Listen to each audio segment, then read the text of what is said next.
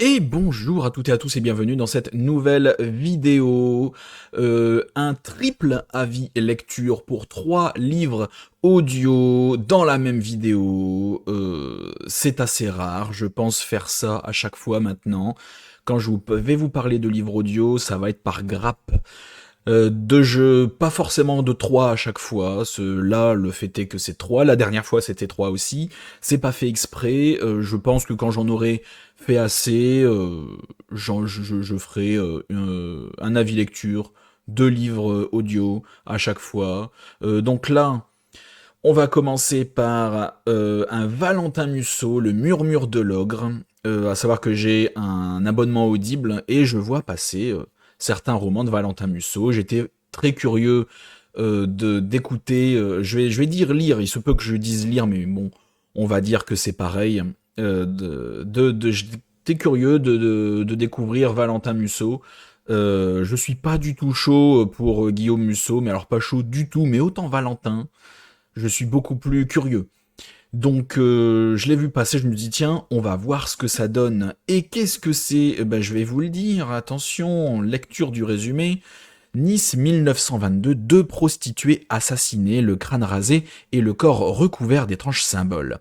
Bientôt ce sont des enfants qui disparaissent et qui sont retrouvés égorgés aux 4 coins de la ville dans une mise en scène macabre. Louis Forestier, un commissaire des brigades mobiles créé par Clémenceau, se lance sur les traces de celui que les journaux ont surnommé l'ogre. Il est épaulé par Frédéric Bertellon, un spécialiste des pathologies mentales de l'hôpital Sainte-Anne venu exprès de Paris et par Raphaël Mattesson, ou Mattesson, je ne sais pas, un richissime érudit aviateur à ses heures perdues. Très vite, il découvre que le tueur suit un rituel inspiré de récits de l'Antiquité sur la descente des mortels dans le monde des enfers.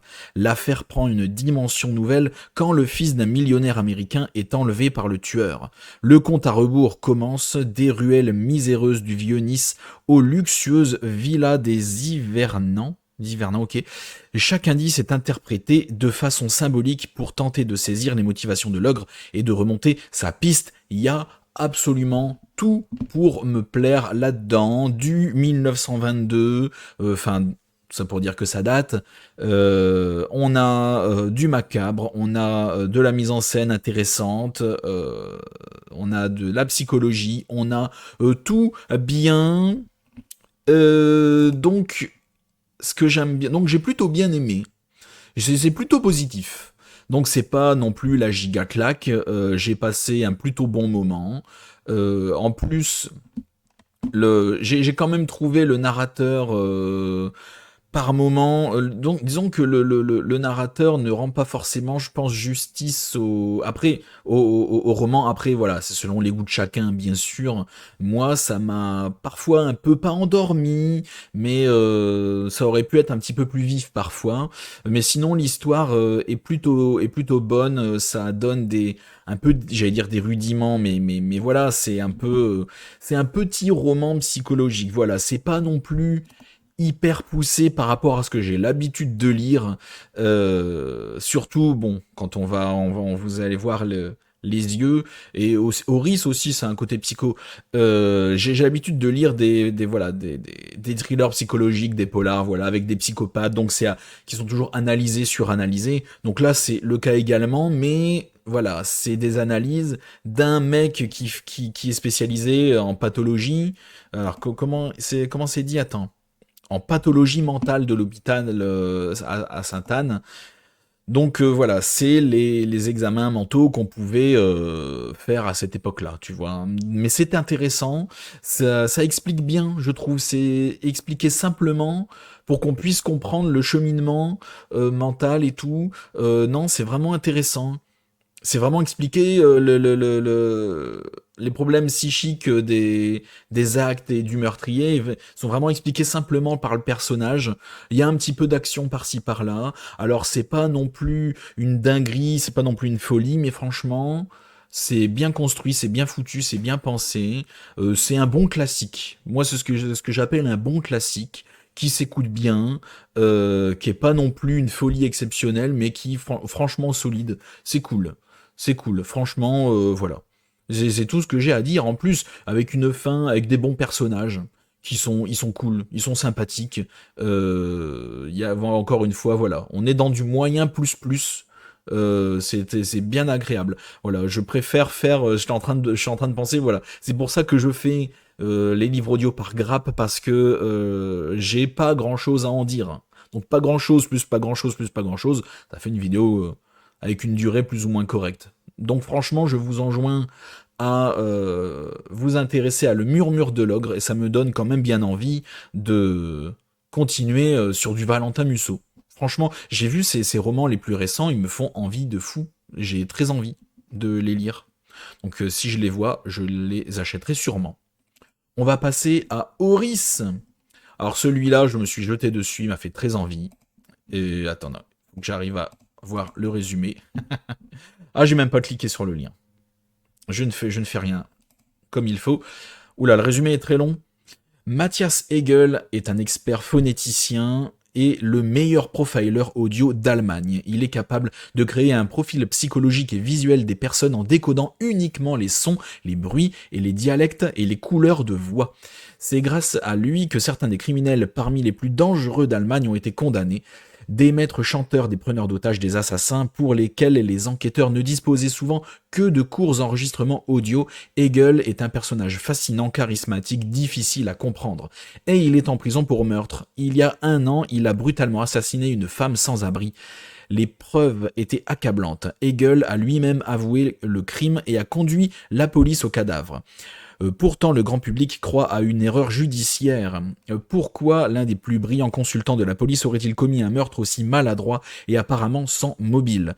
Pourquoi Hegel refuse-t-il de se défendre? Et pourquoi refuse-t-il toutes les interviews, même celles avec la jeune blogueuse Rula, je crois que ça se dit Rula, Ansorge, et qui, au cours de ses recherches, a découvert des incohérences qui pourraient prouver son innocence. Aiguillé par un drame personnel dont les séquences la font encore souffrir aujourd'hui, Roula ne se laisse pas décourager par l'attitude hostile de Hegel et entame ses propres recherches. Celle-ci ne tarde pas à provoquer les pires événements, mettant en danger aussi bien ses proches qu'elle-même, et font de la cible d'un dangereux psychopathe.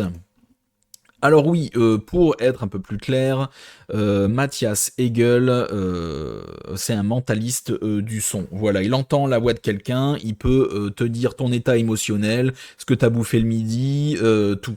Il sait toute ta vie, il entend ta voix, tu dis bonjour. Voilà, c'est le Sherlock Holmes de la voix, le mec est trop fort. C'est même impressionnant. Donc c'est super bien. En plus, à moi, et franchement, j'ai joui des oreilles. Je vous le dis, c'est carrément ça. J'ai joui des oreilles quand j'ai entendu que le mec était doublé par le mec qui fait le Dr House. Vous vous souvenez de la série Dr House? Voilà, le médecin un peu connard. Voilà, vous vous souvenez de sa voix, comme une voix charismatique. Moi, j'adore ce comédien de doublage là, français, trop bien. Comment il s'appelle déjà? Attendez, il faut que je trouve son nom. Féodor Atkin. Voilà, je ne sais pas si j'ai bien prononcé. J'ai mal prononcé, je m'en excuse. Féodor Atkin, le mec qui fait la voix du Dr House. Voilà, cette voix grave là, incroyable. Dès que j'ai entendu que c'était lui chez Moda, trop bien, chez Moda. Voilà, ça m'a fait beaucoup de bien. Beaucoup de bien. Non, c'est super cool, il a une voix incroyable. Et donc ce qui donne à ce personnage encore plus de charisme, en plus de sa capacité, à tout découvrir via les voix. Donc oui, en fait, on a un début d'histoire, on a un début, je vais dire, de roman. Je crois que cette histoire n'est disponible qu'en audio. Je crois que Audible Studio, ouais, ce n'est pas un. On ne pourrait pas le lire, on ne pourrait que l'écouter. J'ai cherché, j'ai vraiment pas trouvé. Et donc on a un début d'histoire où voilà, on a une belle démonstration des capacités de Matthias Hegel, couplée directement à son arrestation. C'est vraiment un début hyper efficace. Voilà, ça, autant le Murmure de l'Ogre, c'est juste le roman qui est lu, autant Horis, c'est vraiment une histoire pensée pour l'audio. Donc, c'est ça que je préfère, c'est parce que on a vraiment le bruitage des environnements. Voilà, quand il monte un escalier, vous entendez, c'est les pas montant l'escalier. Voilà, c'est vraiment tout un univers aussi audio qui est là. C'est pas juste les voix des personnages qui se répondent et le narrateur. Non. C'est ça que j'adore vraiment le plus. Je le dis à chaque fois, mais voilà, pour moi c'est important. Et donc non, non, non, c'est vraiment très bien. On a une bonne démonstration de ses capacités, ce qu'il peut faire vraiment sur le terrain et pourquoi il a été arrêté. Et on enchaîne avec Rula Ansorge qui essaie de s'en sortir et qui est une blogueuse sur internet qui travaille dans une radio et qui a découvert des choses qui pourraient l'innocenter. Et là, elle met le doigt sur une mine qui va bientôt lui exploser à la gueule et elle va en chier, voilà. Elle va en bouffer, elle va en chier des ronds de chapeau, la pauvre, et ça va l'impliquer personnellement. Je ne vous en dis pas plus. La fin est bien. J'ai plutôt bien aimé, encore une fois, j'ai passé un très bon moment, des super doubleurs, des super comédiens de doublage, vraiment, je sais pas si on peut dire comédiens de doublage en sachant qu'il n'y a rien à doubler, c'est juste des super comédiens, on va dire des comédiens, parce que ce sont des comédiens. Des super comédiens, non, c'est super cool. C'est trop bien joué. C'est trop bien lu. C'est trop cool. L'histoire est bien. Il y a quand même un truc, un petit truc, c'est que le fait que Mathias Hegel, donc le mec qui arrive à tout te dire sur une personne rien qu'en entendant sa voix, il y a plein d'éléments qui sort un peu de son chapeau. Voilà, il y a des éléments parfois un peu surréalistes, rien qu'à la voix. Voilà, ça sert quand même pas mal. Ça va peut-être un peu trop loin, si tu veux. Ça va peut-être un peu trop loin. Il y a certains petits éléments qui font avancer, qui découvrent en entendant la voix. Mais tu te dis ah ouais, c'est peut-être exagéré. C'est vraiment bon. Allez, on fait avancer l'histoire. Je t'écoute un petit peu la voix, puis d'un seul coup, il découvre un truc. Voilà, comme ça. C'est un peu certains éléments sortis du chapeau, c'est un peu magique. Mais sous couvert de oui, mais j'ai la capacité à découvrir des trucs de la voix. Oui, il y a des trucs, c'est hyper logique et c'est impressionnant, mais il y a d'autres trucs, c'est moins évident.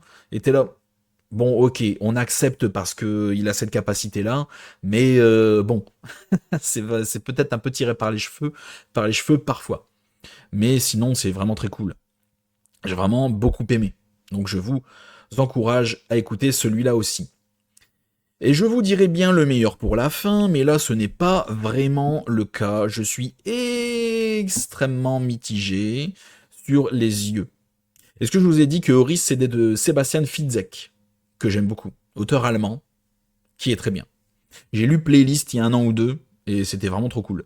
Donc oui, Les yeux de Slimane Baptiste Beroun, j'espère avoir bien prononcé son nom, encore une fois je m'en excuse si ce n'est pas le cas. Donc oui, très mitigé, je vais vous expliquer pourquoi, donc je vous lis le résumé. Tout en haut du plateau, le vent pouvait rendre fou. On avait choisi d'y construire un asile, l'Orme, une grande bâtisse lugubre, battue par les vents et la neige. Même les bombardements de 44 n'auraient pu en venir à bout, à croire qu'il échappait à toute influence humaine. Et des morts étranges, violentes, il y en avait toujours eu, et il y en aurait encore là-haut. D'ordinaire, personne ne venait s'en mêler, ni la gendarmerie du village, ni les réducteurs de tête de Paris. Si on avait écouté les fous enfermés derrière les murs de l'Orme, on y aurait peut-être vu l'œuvre d'un monstre. Mais les fous, ça ne s'écoute pas, ça se traite. Ce que le psychochirurgien à la tête des affaires médicales de l'établissement sait faire d'une main de main de fer. À l'abri des regards, à condition de parvenir à se débarrasser définitivement de cette trop curieuse disciple de Lacan, venue fouiner dans les dossiers de ces malades. Alors, c'est pas un résumé non plus hyper clair. Donc je vais vous le faire un peu à ma sauce. Nous sommes dans un asile qui s'appelle l'Orme. Donc une grande bâtisse, un peu très reculée. C'est l'hiver. On est je crois en 44. Bon bref, c'est la Seconde Guerre. Ou la fin de la Seconde Guerre. Doit être juste après, je crois. Je ne sais plus. Et donc c'est une espèce d'asile, pas un peu maudit, mais voilà, c'est comme les asiles à l'époque. C'est vrai que les gens sont juste fous, sont juste débiles. On les traite un peu de manière un peu barbare. Bon, c'est des endroits un peu creepy on n'a pas envie forcément d'aller. Tu vois, voilà. Et donc on est là et il y a Lucie, comment ça s'appelle déjà? Lucie, je crois. et franchement, je l'ai fini hier, j'ai déjà oublié. On a le personnage de Lucie qui vient, qui est soi-disant une disciple d'un grand professeur à Paris, et qui vient un peu s'intéresser à cet établissement de l'Orme, et visiter un peu les patients. Oui, je crois qu'elle a été appelée pour étudier un cas, une patiente en particulier, voilà, qui a un syndrome, je ne sais plus quel problème particulier. Bon, ils se sont dit en plus, quelqu'un de Paris qui vient pour s'intéresser à notre quelqu'un de notre établissement, ça va nous faire de la pub, ça va, voilà, prestige et compagnie. Bon, bref. Et là va s'en suivre. Ouais, je suis assez mitigé, je sais même pas trop quoi dire. Autant la première moitié est plutôt bien. Donc on suit principalement le personnage de Lucie, qui est là, qui arrive dans l'établissement, donc qui est quelqu'un de très énigmatique, de très froid, plutôt intelligente, qui est assez secret, qui parle avec la patiente en particulier qu'elle est venue voir. Et c'est vraiment pas mal, psychologiquement assez vraiment poussé, peut-être parfois un peu trop. Alors, c'est sûrement moi qui comprends rien, qui suis trop bête, hein, mais des fois, je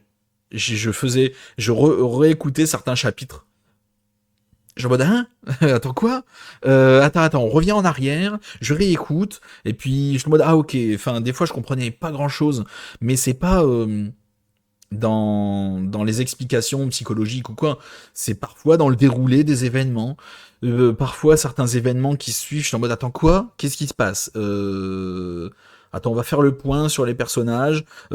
Parfois dû m'arrêter sur, alors lui, il y a beaucoup de personnages aussi, j'ai eu beaucoup de mal à retenir tout le monde. Ouais, j'ai eu du mal à suivre. J'ai eu du mal à suivre. Beaucoup de personnages, et parfois le déroulé des événements, j'ai eu du mal. J'ai eu du mal, mais autant la première moitié, c'était plutôt bien. C'était plutôt bien, on a un environnement très froid, un peu à moitié, on va dire à huis clos, parce que c'est un lieu qu'on n'a pas envie de visiter, mais les gens peuvent venir s'ils veulent, tu vois, même si c'est pas le projet dans un asile.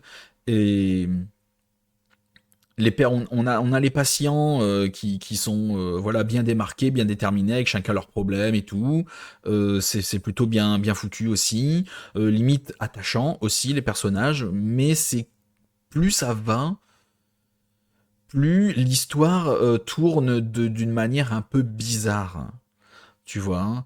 Je vais peut-être même faire quelques secondes de alerte spoil pour ceux, et si vous voulez vous faire spoiler, ben écoutez, si vous continuez, si vous voulez vous faire spoiler, sinon vous avancez un petit peu la vidéo, hein.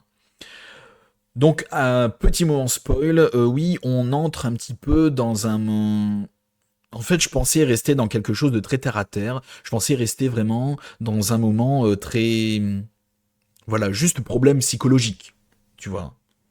On a un peu des patients, peut-être parfois un peu trop tarés, qui deviennent violents et qui ont des problèmes mentaux qui pensent qu'ils ont un monstre en eux, mais en fait, c'est avec une explication très, tu vois. Mais en fait, non, et plus ça va, plus on voit qu'il y a vraiment un monstre, et plus on voit que ça part dans le fantastique, et ça devient hyper chelou, parce que de où ça vient, on sait pas. On sait pas trop. Ou alors c'est moi qui n'ai pas compris. Je suis sûrement passé à côté de l'information. De où cette bestiole vient. Comment elle est arrivée là, de où elle pop. J'ai pas compris. Ou alors j'ai zappé l'information. J'ai peut-être zappé l'information, c'est complètement possible, mais je ne me rappelle pas de l'explication d'où vient ce sphinx. Je ne sais pas. D'où vient cette grosse bestiole qui tue tout le monde, qui essaie de posséder les gens, qui essaie de... Voilà, je vous préviens, on est en alerte spoil, hein, ne venez pas vous plaindre, hein. Et j'ai pas compris. Et le pire, c'est que la fin du roman amène une suite, parce que bon, je peux tout dire non plus. Mais non, j'ai pas... Donc, fin de l'alerte spoil, vous pouvez reprendre là, hein. Donc à la fois, j'ai pas compris, Ça tourne un peu en fantastique et de où ça vient. J'ai pas compris. J'ai pas compris. Je suis sûrement passé à côté de l'info et j'ai pas trop aimé. La fin, non, j'ai pas accroché. J'ai pas accroché du tout. Donc extrêmement mitigé. Autant le début était vraiment sympa sur des bases qu'on connaît et tout, mais autant plus ça va, plus ça tourne d'une manière bizarre. Et la fin, non, j'accroche pas du tout. Pour moi, ça sort de nulle part. Je suis passé à côté de l'info et j'ai pas envie de le réécouter pour savoir en fait parce que flemme. Je vous jure flemme. Si vous l'avez lu ou écouté, n'hésitez pas à me le dire dans les commentaires. L'info que j'aurais ratée, si vous avez l'explication, n'hésitez pas parce que je suis persuadé d'être passé à côté de l'info. Ça doit être moi parce que là pas compris. Mais alors là pas compris du tout. Hein, voilà. Mais après, c'est quand même bien écrit. C'est quand même bien foutu. J'aime bien le style de l'auteur, quand même. On va saluer le style d'écriture de l'auteur, parce que c'est vraiment un roman lu. Ah, voilà, vous pouvez trouver la version, je pense, version papier, hein, la version livre. Chez Brajlon, c'est marqué, donc voilà. Mais non, j'ai pas, ça l'a pas fait. On va dire ça l'a pas fait. Donc voilà, on va s'arrêter là. La vidéo de 20 minutes, c'est quand même pas trop mal. Merci à tous d'avoir regardé la vidéo jusqu'au bout. Pour résumer, vraiment sympa, très cool. Je sais pas. Je sais pas. Ça l'a pas fait. Ça ne l'a pas fait. Donc n'hésite pas à liker la vidéo, le petit pouce qui fait plaisir, à t'abonner à la chaîne si ce n'est pas déjà fait, la partager en attendant la prochaine vidéo. Merci à tous. Et à la prochaine chez Alistair.